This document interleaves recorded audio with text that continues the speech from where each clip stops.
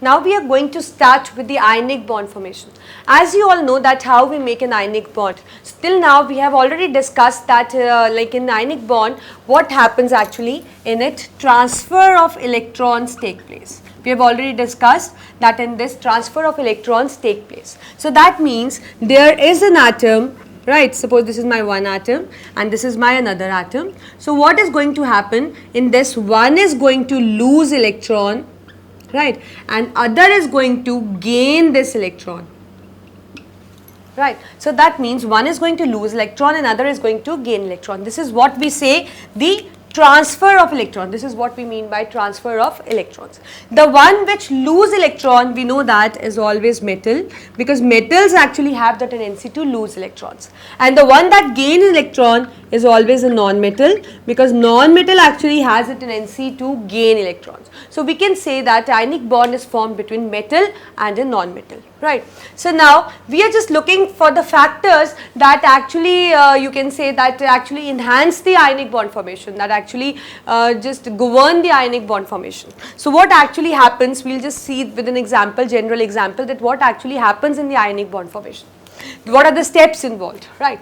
So the first step is that we need to convert metal which is in solid state, right. We have a metal which is in solid state, we need to convert in a gaseous state. We need to convert in a gaseous state, because whenever we are adding an electron or whether we are extracting an electron, it is always done when the atom is in gaseous state, right. So here we are it is going to lose an electron, so we have just started with the metal, right. So we are just going to convert this metal from solid state into gaseous state, and this step will actually require the energy, you know that. So let's say that this step require the energy called as delta H positive, and what is this energy called? It is called as sublimation energy, or right. So this is what is going to happen. Then in the second step what we will see that this metal in gaseous state is going to lose electron, right, but it is not going to lose electron as such. It is not going to lose electron as such. We need to supply it with energy from outside. We need to supply it with energy, and that energy is called as ionization energy. That energy is called as ionization energy. So I'll write here again, we need to supply it with energy. Let's say H is positive, and that energy is nothing but ionization energy. That is the amount of energy actually required to remove an electron from outermost shell of an atom. So this is what we have done. Next, in third step, what we want that our non-metal should accept the electron, right, and after accepting it will acquire a negative charge. Now in this case, in third case, what is going to happen, when we are adding an electron, it will release energy. It will actually release energy, and so that means here the delta H is going to be negative, right, and this energy is nothing but electron gain enthalpy. It is electron gain enthalpy. So this is what we have. Now as we have the metal ions and we have the non-metal ion, now they are going to combine with each other, right. So just let us combine them. So that means this is my metal and this is my non-metal, the one which has lost the electron, the other which has gained the electron.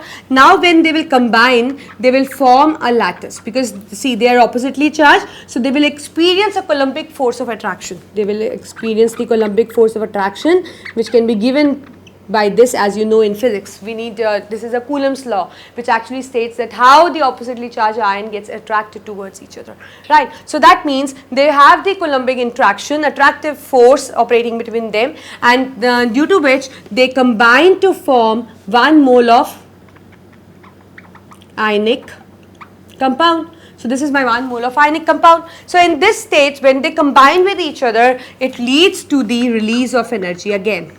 And this energy, that means, is negative, and this energy is nothing but a lattice energy. It is lattice energy. So overall we have seen that in two steps actually what we did, we supply it with energy, and the last two steps the energy is released. And we know that energy is considered to be a stress factor. More is the energy released, more is the stability. That means when a molecule will possess less energy, then it will have a more stability. Or you can say more is the energy released, more stable is that compound is going to be. Right. So in this case, that means suppose I say this is X, this is Y, this is Z, this is my A. Right. So in this case, the Z plus A should be greater than X plus Y. That means the energy released should be more than the energy absorbed. Then only this ionic compound is going to be stable. So if somebody asks you about the factors that actually influence the formation of ionic bond, you are going to say that we need a metal, like if we are talking about metal, we need a metal which has the low ionization energy, means that it can give the electron easily. And we need a non-metal which has high electron gain enthalpy. That means it is going to release more energy. Right. And likewise, when they combine with each other, they should have more attraction. That is why you will get to see more lattice energy. So this is also released. This energy is also released. So the release should be more than the absorbed one. Then only our compound is going to be stable. So that means the factors which actually stabilize the formation, or you can say influence the formation of ionic bond, is the low ionization energy of metal. Second is the high electron gain enthalpy of the non-metal, and the high lattice energy of when they combine with each other. Right. Now you know that, like if somebody asks you about the correct definition technical definition for lattice energy, what you are going to say? You are going to say that lattice energy is the amount of energy released. I repeat, it is the amount of energy released when the positive and negative ion just combine to each other to form 1 mole of ionic compound. So that means lattice energy is, again, it is the amount of energy released when the positive and negative ion just combine with each other to form 1 mole of ionic compound. So that means in this, the delta H, that means the lattice enthalpy is going to be released, so delta H is negative in this case. Right. So sometimes what you have seen, like you may have encountered a term lattice enthalpy also. So maximum of you, like what you think, that you say that lattice energy and lattice enthalpy both are the same things, but it's not like that. Lattice energy and lattice enthalpy are two different things, right? Though they have a you can say a similar meaning, but still there is a difference that exists. So I'm just trying to show you that difference. See, lattice energy, suppose I'll explain you with one more example. Suppose I have this ionic compound, right? So when this ionic compound is formed, that means it must have formed from this thing. So when this ionic compound is formed, the energy was released, and this energy was nothing but lattice energy. So that means here the delta H is negative, right? Now I have this compound and I need to break this compound back into the gaseous ions, right? So I want it to be split into again the positive and negative ion. So in that case, I have to provide it with energy. I have to provide it energy so that that energy can you can say break the attractive force, right? And that energy is something called as the lattice enthalpy.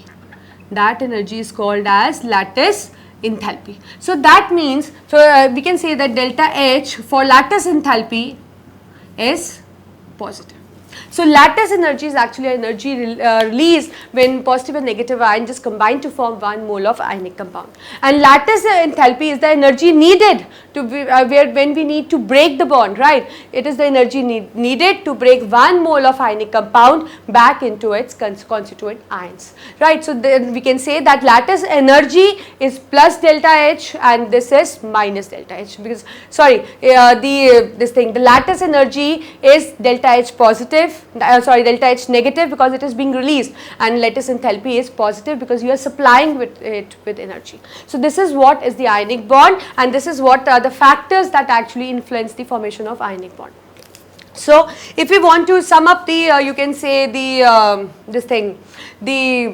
properties of the ionic compounds. So we can say that first they are solid, they are solid actually. The reason behind that is because they have a strong Coulombic force attraction between them. You can see that because it is formed by between positive and negative ions, so obviously they have a strong attraction, right. Second thing is that because they possess strong attraction and there is a definite arrangement actually in a crystal lattice. So they occur in a special crystal lattice, they have a definite pattern of the arrangement. Third, because there is you can say a attraction between them, so that is why their melting and boiling point is high, right.